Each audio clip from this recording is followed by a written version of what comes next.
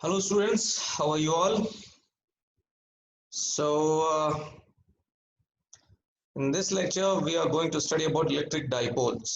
ठीक है, चलिए शुरू करते हैं। सबसे पहले तो सवाल उठता ये है कि इलेक्ट्रिक डाइपोल होता क्या है। ओके, तो इलेक्ट्रिक डाइपोल क्या है? इलेक्ट्रिक डाइपोल में क्या होता है, दो इक्वल और ऑपोजिट चार्जेस होते हैं और ये एक छोटा सा डिस्टेंस होता है डी उनके बीच में। ओके, एक माइनस क्यू है चार्ज और दूसरा प्लस क्यू है, दोनों का मैग्नीट्यूड सेम है लेकिन दोनों इक्वल और ऑपोजिट है। ठीक है, और ध्यान रहे डिस्टेंस उनके बीच में छोटा है। ओके, फिर आगे हमारे पास एक क्वांटिटी आती है dipole moment. Okay, dipole moment क्या होता है? डाइपोल मोमेंट क्या है? Dipole moment is a vector quantity. Yes, vector quantity है और इसका जो डायरेक्शन होगा, direction will be from the negative charge to the positive charge, minus Q से प्लस क्यू की तरफ। ठीक है, और ये हमारा डी वेक्टर है। D vector points from minus Q to plus Q. Okay, तो हमारा जो डाइपोल मोमेंट है इसको हम लोग पी से डिनोट करते हैं, denoted by P vector. P vector is Q multiplied by this D vector.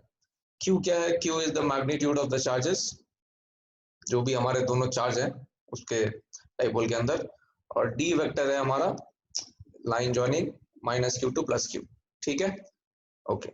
Now अब हमको क्या करना है, हमको निकालना है, लेट्स से इलेक्ट्रिक पोटेंशियल निकालना है डाइपोल की वजह से किसी भी पॉइंट पे। ठीक है, ओके, तो ये हमारा माइनस क्यू है, ये हमारा प्लस क्यू है। ओके, इन दोनों चार्जेस की वजह से इस पॉइंट पी पे मुझे इलेक्ट्रिक पोटेंशियल निकालना है। ओके, अभी क्या है यहाँ पे एक चीज अभी आप लोगों को बता देता हूं मैं जरा, कि हमारे पास एक लाइन होती है जिसको हम लोग बोलते हैं axis, axis of the dipole. Now axis of the dipole का मतलब क्या है? माइनस क्यू और प्लस क्यू को ज्वाइन करने वाला जो लाइन है, ये वाली लाइन जो दिख रही है, वो हमारी कहलाएगी axis of the dipole. Okay, all right. तो हम क्या कर रहे हैं, ये पॉइंट पी है, पॉइंट पी का distance from the point A, ये जो पॉइंट ए दिख रहा है आपको, point A is the mid point of the dipole, मतलब माइनस क्यू और क्यू को ज्वाइन करने वाली लाइन का मिड पॉइंट।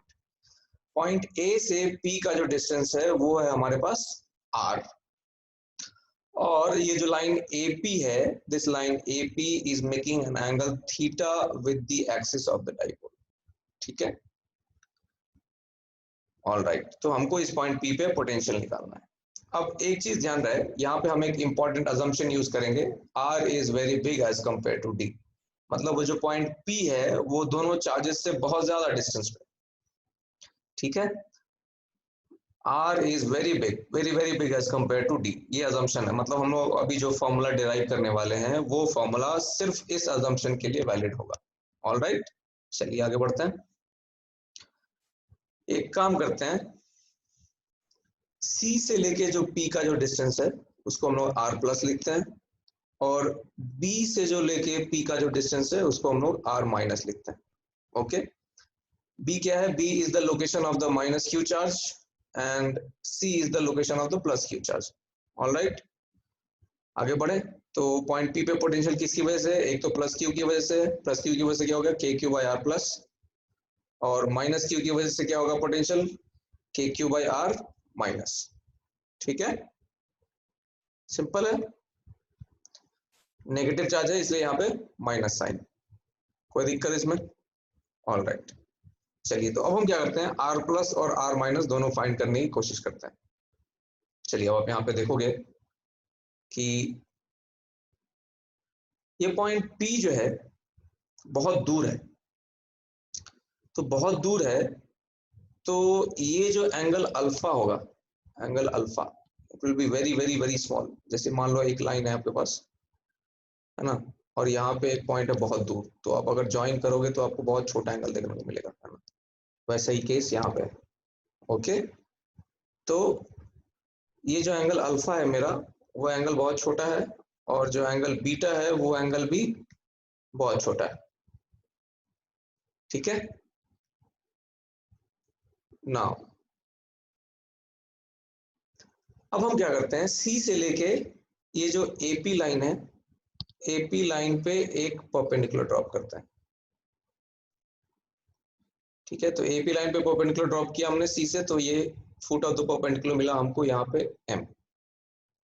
ठीक है,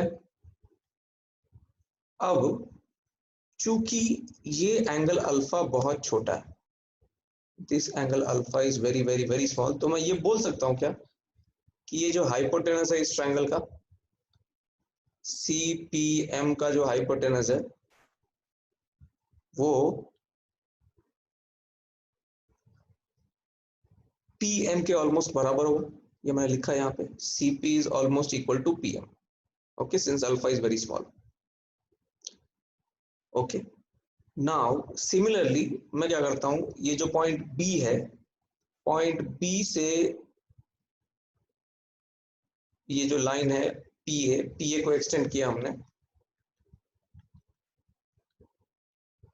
पी ए को एक्सटेंड करके similarly extend P A and drop a perpendicular to it from B. ठीक है, पी ए को ये मैंने एक्सटेंड किया, आपको दिख रहा होगा यहाँ पे, ये एक्सटेंड किया है। ठीक है, और उससे बी से हमने पी ए पे एक परपेंडिकुलर ड्रॉप कर दिया, वो foot of the perpendicular here is and.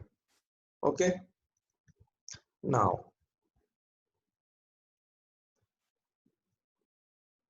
तो BP is equal to P N, similar logic, पिछले वाला लॉजिक। ये ट्रायंगल बीपीएन अगर आपको दिख रहा है तो बीपीएन में बीपी और एनपी ऑलमोस्ट बराबर है, क्योंकि ये एंगल बीटा जो है वो बहुत ही छोटा है। ठीक है, तो वही यहाँ पे लिखा हुआ है, BP is almost equal to P N since beta is very small. अब एक चीज जाते हैं वापस पीछे ऊपर, फ्रॉम ट्रायंगल एसीएम, एसीएम हमको दिख रहा होगा, ये हमारा ट्रायंगल है एसीएम। ठीक है, तो एसीएम ट्रायंगल जो है, उस ट्रायंगल में मैं बोल सकता हूं ये जो AC है, AC is equal to D by two, so AM क्या हो जाएगा, D by two cos theta, वो लिखा हुआ है। सिमिलरली ट्रायंगल BAN, ये ट्रायंगल BAN है, इस ट्रायंगल में मैं बोल सकता हूं AN इज इक्वल टू, ये डिस्टेंस भी डी बाई टू है, ध्यान रहे, ये जो BA है वो भी डी बाई टू है, तो AN क्या हो जाएगा, D by two cos theta. ठीक है, ओके, नाउ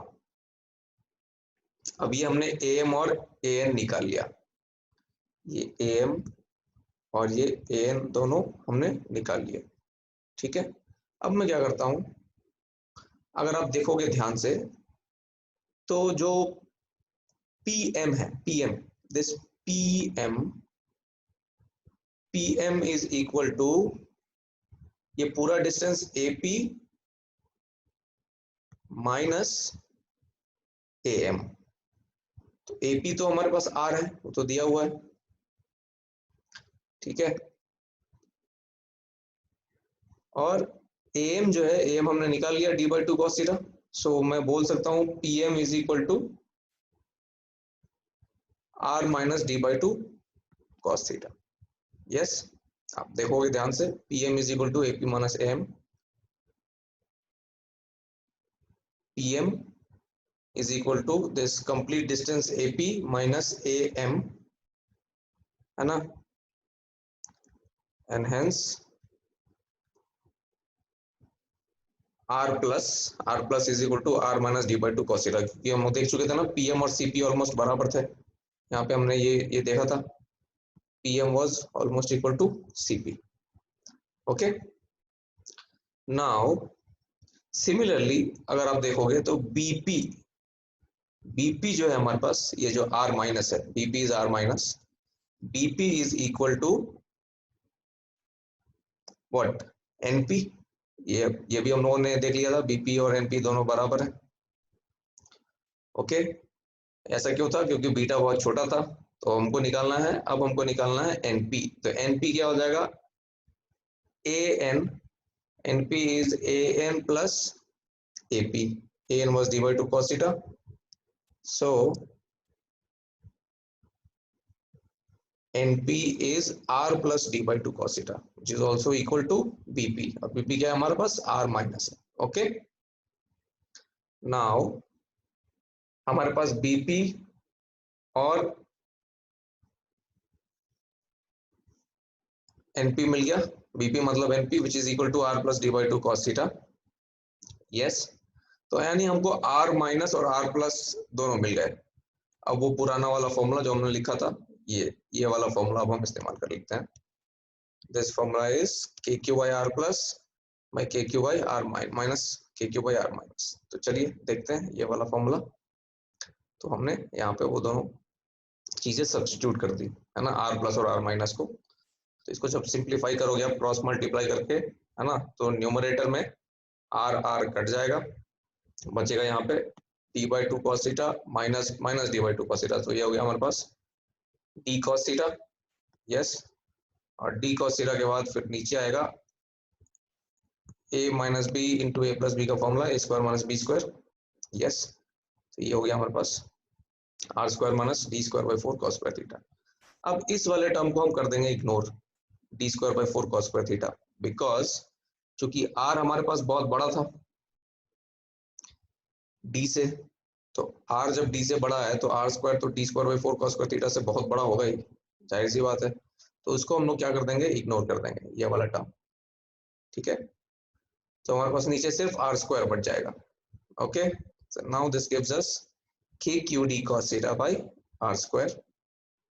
अब QD क्या है, QD हमारे पास डाइपोल मोमेंट का मैग्नीट्यूड है, P स्मॉल p जो हमने डिनोट किया था. तो potential becomes KP cos theta by r square.